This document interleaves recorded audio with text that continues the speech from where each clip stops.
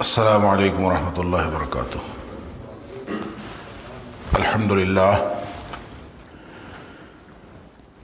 الحمدللہ وکفا وسلام علی عبادہ الذین اصطفیٰ، اشہد ان لا الہ الا اللہ وحدہ لا شریک لہ واشہد ان محمدا عبدہ ورسولہ صلی اللہ علیہ وآلہ وسلم۔ اللہم صلی علی محمد وعلی آل محمد کما صلیت علی ابراہیم وعلی آل ابراہیم انک حمید مجید۔ اللہم بارک علی محمد وعلی آل محمد کما بارکت علی ابراہیم وعلی آل ابراہیم انک حمید مجید۔ اما بعد فاعوذ باللہ السمیع العلیم من الشیطان الرجیم من حمزہ ونفخہ ونفثہ۔ بسم اللہ الرحمن الرحیم۔ فَإِن تَوَلَّوْا فَقَدْ أَبْلَغْتُكُم مَّا أُرْسِلْتُ بِهِ إِلَيْكُمْ وَيَسْتَخْلِفُ رَبِّي قَوْمًا غَيْرَكُمْ وَلَا تَضُرُّونَهُ شَيْئًا إِنَّ رَبِّي عَلَى كُلِّ شَيْءٍ حَفِيظٌ۔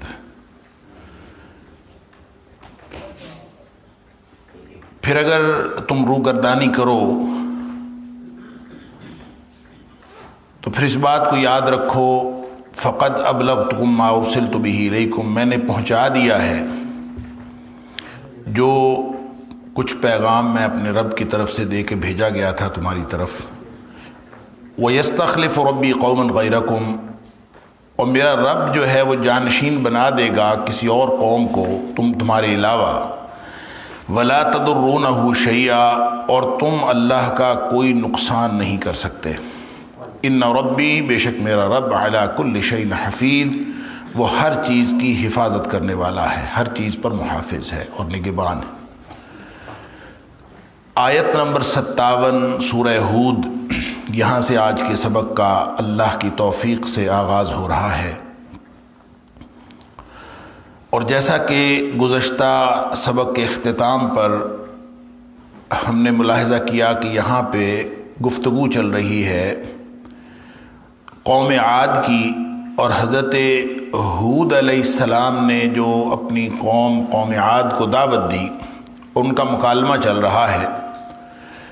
حضرت ہود علیہ السلام نے ان کو کہہ دیا تھا کہ انی توکلت علی اللہ ربی و ربکم، میں تو اللہ پر بھروسہ رکھتا ہوں، وہی تمہارا رب ہے، وہ میرا بھی رب ہے، اور روئے زمین پر کوئی ایک جاندار بھی ایسا نہیں ہے جو اللہ کے قبضہ قدرت میں نہ ہو۔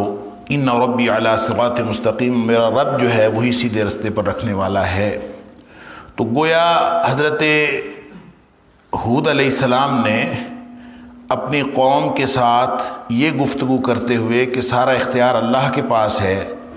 اور اللہ ہی سیدھے رستے پر قائم رکھتا ہے، اپنے آپ کو ان سے جدا کر لیا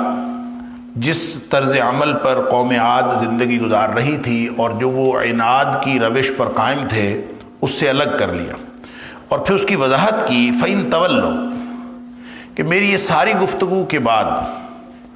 اور اللہ تعالیٰ کی توحید کی دعوت کے بعد اور ہر چیز واضح کر دینے کے بعد پھر بھی اگر تم روگردانی کرتے ہو تو پھر کرتے رہو،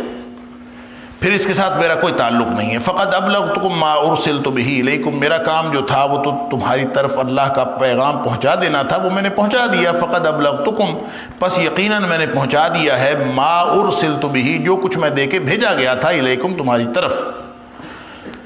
تو پھر ایک بات یاد رکھو کہ وَيَسْتَخْلِفُ رَبِّي قَوْمًا غَيْرَكُمْ، اللہ کسی اور قوم کو لے آئے گا تمہاری طرف، تمہاری جگہ پر۔ وَيَسْتَخْلِفُ، جانشین بنا دے گا، ربی میرا رب، قوماً کسی قوم کو، کسی اور قوم کو، غیرکم تمہارے علاوہ۔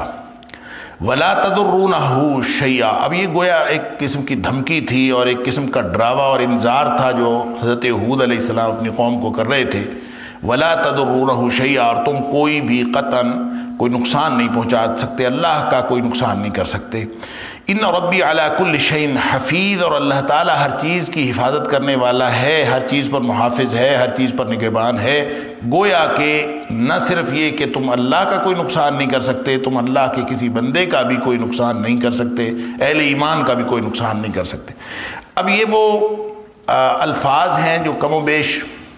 ہر نبی ادا کرتا ہے اپنی قوم کے ان لوگوں کے مقابلے میں جو دشمنی پر اترے ہوتے ہیں، لیکن یہاں پہ خاص جو تناظر ہے وہ ذہن میں رہنا چاہیے کہ گفتگو ہو رہی ہے نبی اکرم صلی اللہ علیہ وسلم کی مشرکین مکہ کے ساتھ، اور مشرکین مکہ جو عناد اور دشمنی کی روش پر اڑے ہوئے ہیں ان کو یہ سمجھایا جا رہا ہے، گزشتہ کہانیاں نہیں بلکہ عبرت کے لیے ان کو بتایا جا رہا ہے کہ اس سے پہلے بھی یہ ہو چکا، اور جب کسی قوم کا عناد، کسی قوم کی دشمنی اس حد تک پہنچتی ہے تو پھر اس کے بعد عذاب کے علاوہ کوئی چارہ نہیں رہتا۔ لہذا بالکل وہی روش تھی جو قوم عاد نے حضرت ہود علیہ السلام کے ساتھ رکھی۔ تو یہ جتنی کہانیاں یہاں پہ سنائی گئی ہیں، جتنے 6 اقوام کے تذکرہ کیا گیا ہے، یہ میں پہلے بھی عرض کر چکا ہوں کہ یہ عالم عرب میں، جس کو اس وقت کا جزیرۃ العرب کہا جاتا تھا، جس میں آج کے یہ اردن، شام، فلسطین، یہ سارے علاقے شامل تھے، تو یمن کا علاقہ بھی اس میں شامل تھا، یہ پورا جزیرۃ العرب، اس کے اندر جتنی اقوام جغرافیائی طور پر یہاں تباہ و برباد ہوئی تھی، یہ ان 6 اقوام کا ذکر ہے۔ اور یہ علاقے کے اعتبار سے بھی عربوں کے قریب تھی، اور حجاز والے ویسے بھی سینہ بسینہ ان کی کہانیوں کے بارے میں کچھ نہ کچھ جانتے تھے اور کچھ نہ کچھ انہوں نے سن رکھا تھا، لہٰذا ان کو انہی کے علاقوں کے لوگوں کی مثالیں دے کر یہ بتایا جا رہا ہے،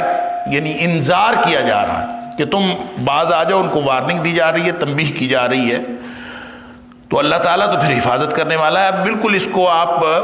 اس تناظر میں دیکھیے کہ نبی اکرم صلی اللہ علیہ وسلم کا سلسلہ کلام جاری ہے مشرکین مکہ کے ساتھ، اور حوالہ دیا جا رہا ہے اس سلسلہ کلام کا جو حضرت ہود علیہ السلام کا جاری تھا اپنی قوم عاد کے ساتھ۔ وَلَمَّا جَاءَ أَمْرُنَا، جب پھر ہمارا حکم آ گیا، ظاہر ہے وہ آخری حجت تمام ہو گئی۔ وَلَمَّا جَاءَ أَمْرُنَا، جب ہمارا حکم آ گیا، نَجَّيْنَا هُودًا وَالَّذِينَ آمَنُوا مَعَهُ، تو ہم نے ہود علیہ السلام کو نجات دی، والذین آمنوا معہ، اور وہ جو لوگ ان اہل ایمان کو بھی نجات دے دی جو ان کے ساتھ تھے، برحمت منا، اپنی طرف سے رحمت کے سبب، یعنی ان پر بھی اللہ کی رحمت ہوئی ہے جو بچ گئے۔ وَنَجَّيْنَاهُم مِّنْ عَذَابٍ غَلِيظٍ، اور ہم نے ان کو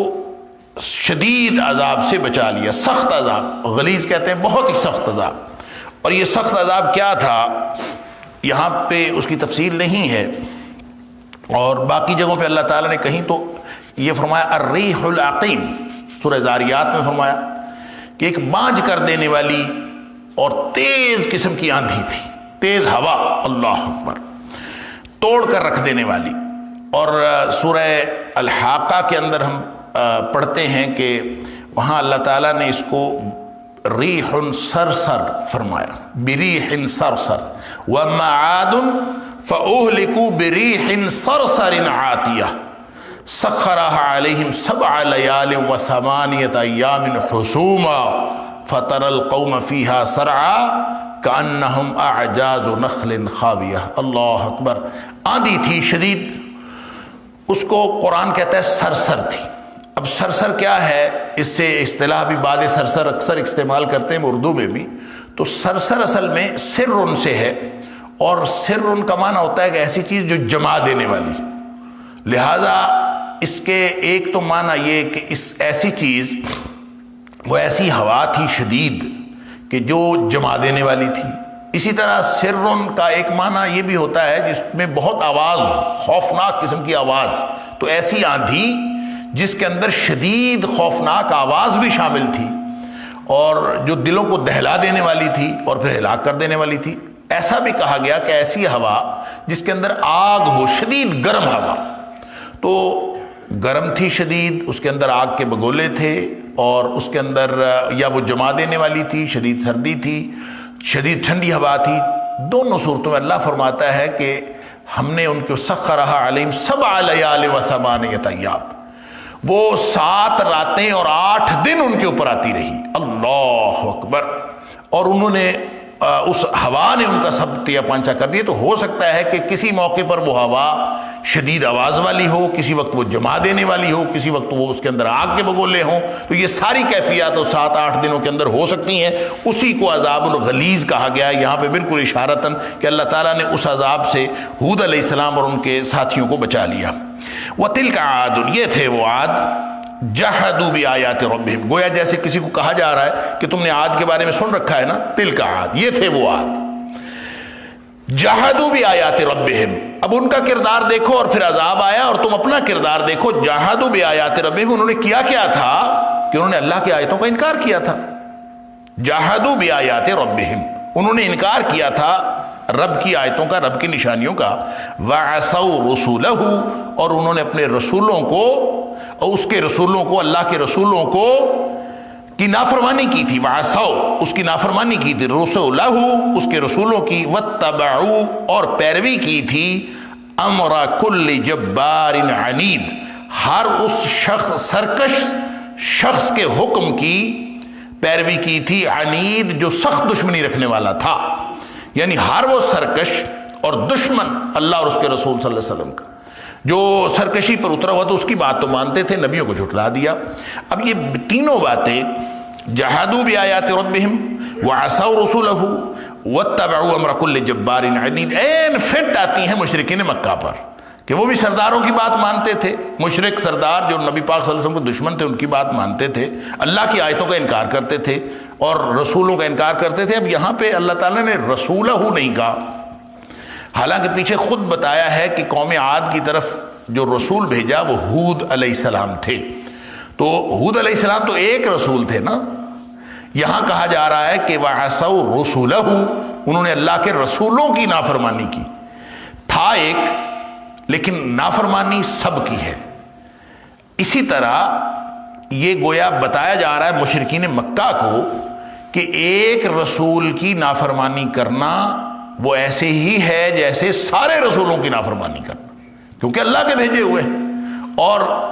جو ہر رسول جو آتا ہے وہ پچھلے کی تصدیق کرتے ہوئے آتا ہے، وہ تردید نہیں کرتا۔ ایک عام فلسفی اور خود ساختہ دانشور میں اور نبی میں یہی تو فرق ہوتا ہے کہ جب بھی کوئی فلسفی یا دانشور اپنی دانش بکھیرتا ہے تو اس کی بنیاد یہ ہوتی ہے کہ وہ دوسروں کے فلسفوں کی تردید کرتا ہے، پہلے تردید کرتا ہے پھر اپنا نیا فلسفہ دیتا ہے، اور وہ کہتا ہے کہ وہ بھی غلط ہے، وہ بھی غلط ہے۔ اور دنیا میں آپ دیکھیں گے کہ جتنے بھی خود ساختہ دانشور ہیں اور اپنی عقل کی بنیاد پر اپنے فلسفے اور نظریے کو ہوا دینے والے ہیں، ان کی بنیاد ہمیشہ تردید ہوتی، وہ دوسروں کی تردید کرتے ہیں پھر آگے بڑھتے ہیں، جبکہ نبی وہ دوسروں کی تصدیق کرتا ہے۔ لہذا ایک رسول، چاہے وہ آخری رسول محمد کریم صلی اللہ علیہ وسلم ہو، اور چاہے پہلے حضرت آدم علیہ السلام ہو، نوح علیہ السلام ہو، یا پھر درمیان میں کوئی ہو، جس رسول کی بھی دعوت کو آپ دیکھیں گے تو وہ رسولوں کی دعوت دوسروں کے ساتھ مطابقت بھی رکھتی ہے اور ساتھ ہی ساتھ وہ دوسروں کی تصدیق بھی کرتے ہیں، اور نبی اکرم صلی اللہ علیہ وسلم بھی پچھلے سارے رسولوں کی تصدیق کرتے ہیں۔ لہذا کسی ایک رسول کی، یہ بالکل ایمان والا معاملہ ہے کہ جیسے ایمان مختلف اجزاء کا مرکب ہے، آپ یہ نہیں کر سکتے کہ کسی ایک جز کو چھوڑ کر باقی اجزاء پر ایمان رکھتے ہوئے اپنے آپ کو اہل ایمان میں شمار کرا لیں، آپ یہ نہیں کر سکتے۔ یعنی ایسا نہیں ہو سکتا کہ کوئی شخص جس نے ایمان کے اجزاء میں سے کسی ایک کا انکار کیا ہو تو باقیوں کا ایمان اس کا قابل اعتبار ہو، یہ ممکن نہیں ہے۔ لہذا کسی ایک جز کا انکار کرے گا تو اس کا سارا ایمان ناقابل اعتبار ہو جائے گا۔ بعینی ہی رسولوں کا معاملہ ہے کہ سارے کے سارے رسولوں کو اللہ کا سچا رسول ماننے سے ایمان بالرسالہ مکمل ہوتا ہے۔ اور اگر آپ کسی کو، اور یہاں پہ اللہ تعالیٰ نے یہی اشارہ فرمایا،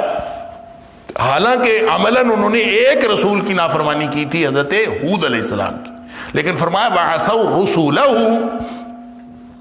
اللہ کے رسولوں کی، گویا پوری دعوت، پورا سلسلہ رسول جو ہے اس کا انکار ہے۔ واتبعوا امر کل جبار عنید، جو دنیا میں جو زور آور ہوتے ہیں، جو سرکش ہوتے ہیں اور اللہ اور اس کے رسولوں کے ساتھ دشمنیاں رکھنے والے ہوتے ہیں، لوگ عام طور پر اس کی پیروی تو کر لیتے ہیں، اس کی بات مان لیتے ہیں اور اللہ اور اس کے رسولوں کا حکم چھوڑ دیتے ہیں۔ یہی کام انہوں نے کیا۔ وَأُتْبِعُوا فِي هَذِهِ الدُّنْيَا لَعْنَةً وَيَوْمَ الْقِيَامَةِ، ان کے پیچھے لگا دی گئی، وَأُتْبِعُوا، اور ان کے پیچھے لگا دی گئی، فِي هَذِهِ الدُّنْيَا لَعْنَةً، اس دنیا میں بھی لعنت ان کے پیچھے لگ گئی۔ اللہ اکبر۔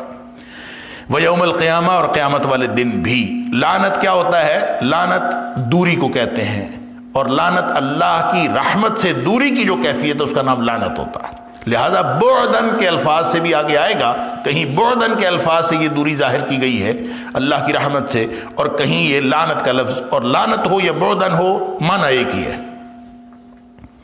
الا ان عاد کفروا ربهم، خبردار ہو کہ سن لو، بے شک عاد نے، قوم عاد نے کفر کیا تھا رب کے ساتھ، رب کا انکار کیا تھا۔ الا بعدا لعاد قوم ہود، اب یہ وہی لعنت، اس کو اب بعدن کے الفاظ سے یہاں پہ تعبیر کیا گیا ہے، الا بعدن کہ دوری ہے، یعنی لعنت ہے لعاد، عاد کے اوپر، اور 2 دفعہ ایک ہی آیت میں لعنت کی گئی قوم ہود، جو ہود علیہ السلام کی قوم تھی ان کے اوپر لعنت ہو گئی۔ اب یہ پورا سانچہ فٹ کر کے مشرکین مکہ کو سمجھایا جا رہا ہے کہ عین وہی طرز عمل جو قوم عاد نے حضرت ہود علیہ السلام کے ساتھ اور ان کے خلاف روا رکھا تھا، وہی طرز عمل تمہارا ہے، تو پھر تم کس برتے پر یہ سب کیے جا رہے ہیں، اور تمہارے اوپر بھی عذاب آ سکتا ہے۔ یہ تنذیر، یہ انذار کی اور ان کو ڈرانے کی گویا ایک اللہ تعالیٰ نے ٹرو پکچر اور ایک خاص جو تاریخ کی وہ مثالیں جو ان کے علاقے سے بھی تعلق رکھتی تھیں اور جس کے بارے میں وہ کچھ نہ کچھ آگاہ بھی تھے، وہ مثالیں اللہ تعالیٰ نے ان کو دیں۔ وَإِلَىٰ ثَمُودَ أَخَاهُمْ صَالِحًا، اب یہاں سے حضرت ثمود، حضرت صالح علیہ السلام جو سمود کے طرف بھیجے گئے ان کا ذکر ہو رہا ہے۔ وَإِلَىٰ ثَمُودَ، اور سمود کی طرف، یعنی ارسل إِلَىٰ ثَمُودَ یا ارسلنا إِلَىٰ ثَمُودَ، ہم نے بھیجا سمود کی طرف أَخَاهُمْ صَالِحًا، ان کے بھائی صالح کو۔ یہاں پہ پھر وہی بات جو حضرت ہود علیہ السلام کے حوالے سے آئی تھی کہ ان کے بھائی ہیں، أَخَاهُمْ هُودًا، یہاں پہ ہے أَخَاهُمْ صَالِحًا، کیا مطلب؟ وہ انہی کے اندر سے تھے، انہی کے قبیل سے تھے۔ قال یا قوم اعبدوا اللہ، وہی خطاب، وہی مشترکہ نقطہ توحید، انہوں نے فرمایا اے میری قوم اعبدوا اللہ، اللہ کی بندگی کرو، ما لکم من الہ غیرہ، اس کے علاوہ تمہارا کوئی الہ نہیں ہے، هو انشاکم من الارض، اس نے تمہاری تخلیق کی ابتدا فرمائی زمین سے، یعنی ابتداً سب مٹی سے بنے ہیں، اور وَاسْتَعْمَرَكُمْ فِيهَا، اور تمہیں آباد کیا اس میں، زمین میں آباد کیا، یعنی آبادی کرنے کے لیے جس طرح کی بھی ضرورت ہوتی ہے، جتنے بھی وسائل کی ضرورت ہوتی ہے وہ سارے وسائل عطا فرمائے۔ آبادی کے لیے صرف کھانے پینے کی ضرورت نہیں ہوتی، رہنے کی بھی ضرورت ہوتی ہے، تو ایک آبادی کو انفرادی اور اجتماعی طور پر جتنی ضروریات کی یعنی ضروریات زندگی کی ضرورت ہوتی ہے وہ ساری کی ساری اللہ تعالیٰ نے عطا فرمائی۔ وَاسْتَعْمَرَكُمْ فِيهَا، اس میں آباد کیا۔ فَاسْتَغْفِرُوهُ ثُمَّ تُوبُوا إِلَيْهِ، تم سب اللہ کی مغفرت مانگو، اس سے بخشش مانگو، ثُمَّ تُوبُوا إِلَيْهِ، پھر عملاً بھی اس کی طرف لوٹ جاؤ، پلٹ جاؤ، رجوع کر لو، اسی کی طرف واپس آ جاؤ۔ اِنَّ رَبِّي، بے شک میرا رب، قریب مجیب، وہ قریب بھی ہے اور دعائیں قبول کرنے والا بھی ہے۔ قالوا، انہوں نے کہا یا صالح، اے صالح، قد كنت فینا مرجوا قبل هذا، اس سے پہلے تو ہماری امیدوں کا مرکز تھا۔ قد كنت، یقیناً تو تھا، فینا، ہم میں، مرجوا، ایسا شخص جس پر امیدیں باندھی جائیں، یعنی ہمیں تو اس سے بڑی امید تھی۔ قبل هذا، اس سے پہلے۔ اب یہ کس سے پہلے کیا امید تھی اور کیوں امید تھی؟ 3 سوال ہے۔ توحید کی دعوت سے پہلے، یعنی قبل حاضہ سے مراد تو جب تک انہوں نے رسالت کا اعلان نہیں کیا اور جب تک انہوں نے ان کے جو جھوٹے مذہب کو اور جھوٹے عقائد کو برا نہیں کہا، اس وقت سے پہلے ان کو امید تھی۔ گویا امید کیا تھی؟ امید یہ تھی کہ وہ کوئی نہ کوئی کارنامہ سر انجام دے گا، کوئی ان کی قوم کے لیے کوئی بہت اچھا کام کرے گا۔ اور کیوں تھی امید؟ کیوں تھی؟ اس لیے تھی کہ جو بھی اللہ کا پیغمبر ہوتا ہے وہ اخلاق و کردار کے اعتبار سے اور امانت و دیانت کے اعتبار سے ایک مثالی شخص ہوتا، لہذا وہ جو مثالی کردار تھا حضرت صالح کا، اس کی بنیاد پر ان کو امید تھی کہ ہمارے قبیلے کا ایک بڑا ہی صالح نوجوان ہے اور یہ کوئی نہ کوئی کارنامہ سر انجام دے گا، ہمارے قبیلے کو لیڈ کرے گا، یہ امید رکھتے تھے۔ لیکن جو ہی نظریے کا فرق دیکھا، جو ہی وہ جو عقیدہ تھا مشرکانہ اس کے خلاف ان کی آواز سنی، تو ان کی گویا ساری امیدیں دم توڑ گئیں۔ اور اب ان کو پریشانی کیا ہے؟ اتنہانا ان نعبد ما یعبد آباؤنا،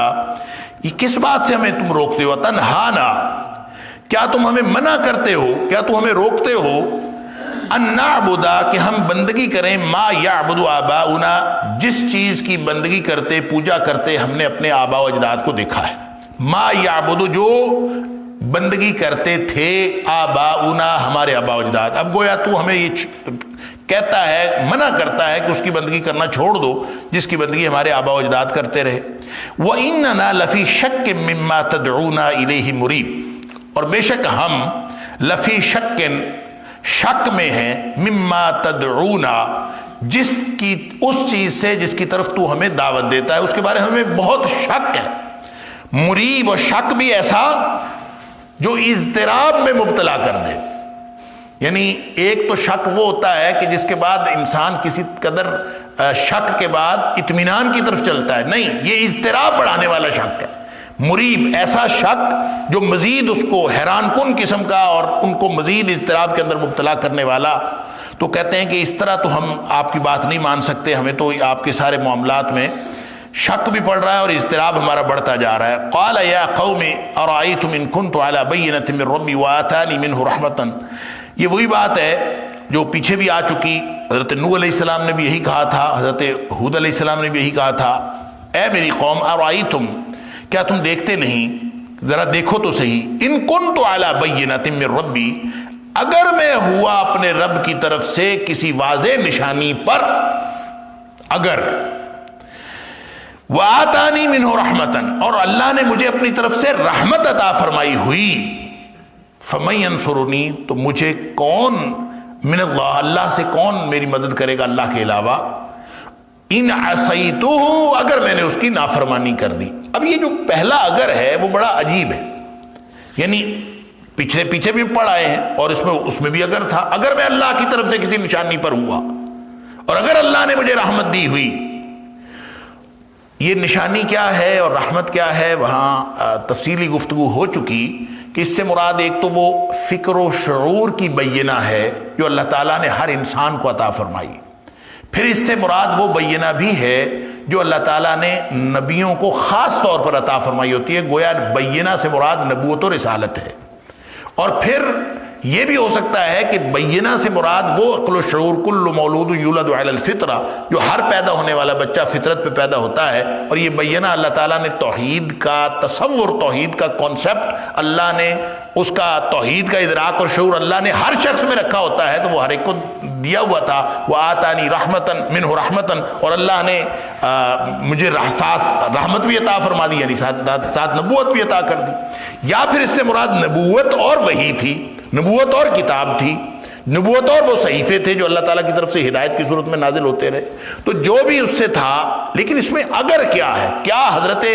صالح علیہ السلام کو شک تھا اس میں؟ یعنی اگر تو لفظ ہی ایسا ہے جو شک کا اظہار کرتا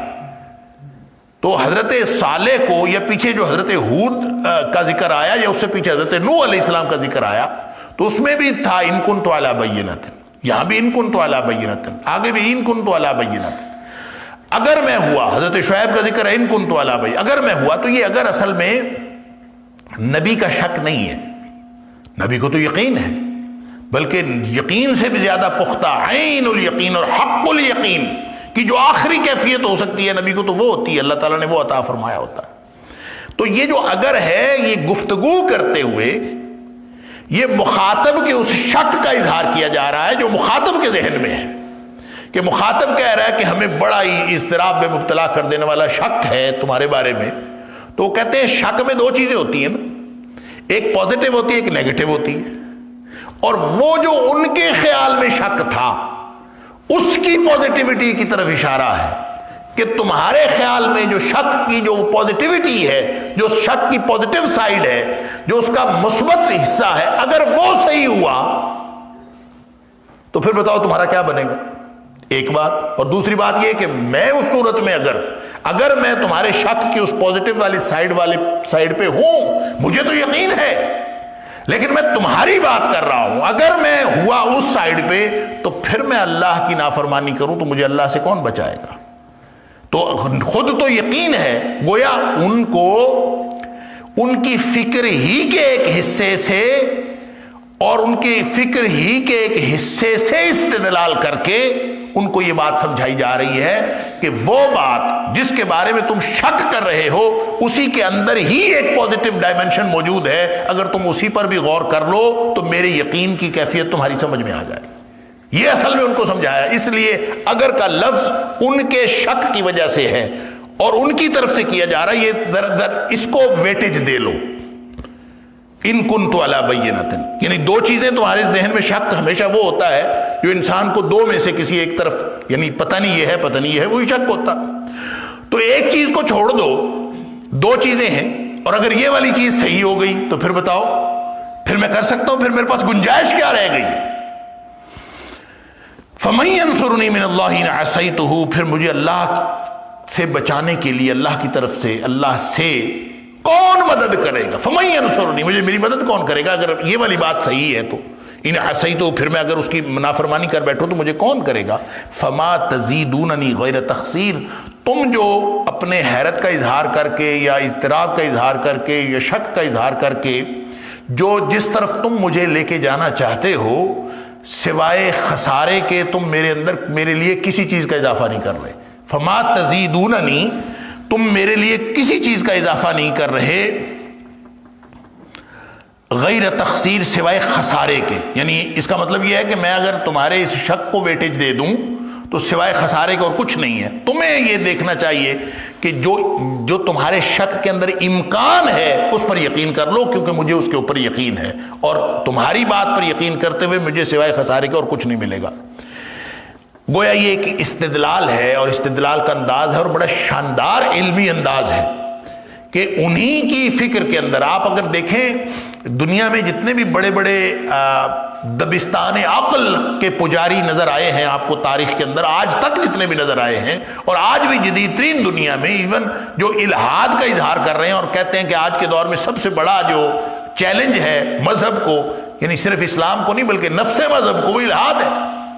تو اس کے اندر بھی آپ دیکھیں تو انہی کی فکر کے اندر اف اینڈ بٹس موجود ہوتے ہیں۔ وہ جو اف اینڈ بٹس موجود ہوتے ہیں، اگر یہ ہوا تو یہ ہے، اگر یہ ہوا تو وہ ہے، سغرے کبرے ملا کے انہوں نے اپنا جو ہے وہ ساری اپنی فکر کشید کی ہوتی ہے، تو اسی میں سے گویا اللہ کے نبی استدلال کر رہے ہیں اور ان کو سمجھا رہے ہیں کہ میرا یقین تمہارے اس شک کے کسی نہ کسی گوشے میں موجود ہے، لہذا اس کے اوپر توجہ دو، اس کے اوپر توجہ دو گے تو تم حق کی طرف آ جاؤ گے۔ تو آج بھی اگر آپ ان ساری تفصیلات کو دیکھیں، جن تفصیلات کو سامنے رکھ کر ملحد دین کے اندر شک کرتا ہے یا اللہ کے وجود کے اندر شک کرتا ہے، یہ جتنی بھی دین کی مبادیات ہیں ان کے اندر شک کرتا ہے، اس کے شک کے اندر وہ یقین کا پہلو اگر کی صورت میں موجود ہوتا۔ لہذا جب آپ اسی کے استدلال میں سے وہ جو امکانی حد تک اس میں موجود ہوتا ہے اسی کو آپ ہائی لائٹ کریں، اس کو پرومیننٹ کریں، تو وہ یقین کی طرف آ سکتا ہے۔ اور یہ ہے وہ تگودو، اور یہ ہے وہ کوشش اور کاوش جو اللہ کے نبی کرتے رہے، اور اللہ تعالیٰ قرآن میں ایک استدلال کا طریقہ بتا رہا ہے کہ جو شک کا اظہار کرنے والے اور عقل کی بنیاد پر شک کا اظہار کرنے والے، انہی کے خیالات کے اندر جو امکانات موجود ہوتے ہیں وہ انہی کے استدلال کے طور پر ان کے منہ پہ مارنی چاہیے۔ وَيَا قَوْمِ هَٰذِهِ نَاقَةُ اللَّهِ، اچھا اس کے بعد انہوں نے نشانی مانگ لی، اور یہاں پہ اس کا ذکر نہیں ہے، دوسری جگہ پہ ذکر ہے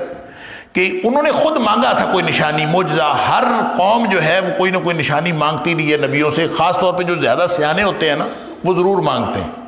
وہ کہتے ہیں ہمیں سمجھ نہیں آ رہی تو آپ کوئی نشانی دکھائیں۔ نبی پاک صلی اللہ علیہ وسلم سے بھی نشانی کا مطالبہ کرتے رہے، اور ایک نشانی یا ایک معجزہ وہ ہوتا ہے، دیکھیں قرآن میں جہاں کہیں بھی آیات کا لفظ آیا ہے، آیت کا لفظ آیا ہے، تو آیت کا معنی ہے نشانی۔ لہٰذا یہ جو آیات ہم پڑھ رہے ہیں، جس کو ہم جملے کو بھی آیت کہتے ہیں، یہ جملے بھی اللہ کی نشانیاں ہیں۔ وہ نشانیاں جو اللہ تعالیٰ خود سے عطا فرما دے، ان نشانیوں کے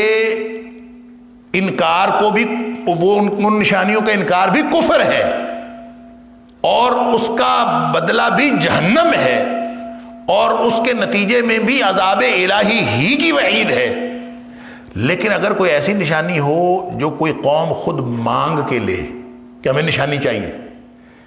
تو وہ نشانی جو قوم مانگ کے لے،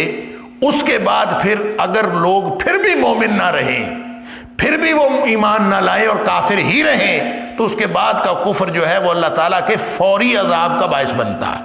فوری طور پر ان کے پر اللہ کا عذاب آ جاتا ہے، جیسا کہ ناقۃ اللہ کی یہ اونٹنی والا معاملہ ہوا، اور اس کے علاوہ جہاں جہاں بھی جس نبی سے بھی معجزہ مانگ کے لیا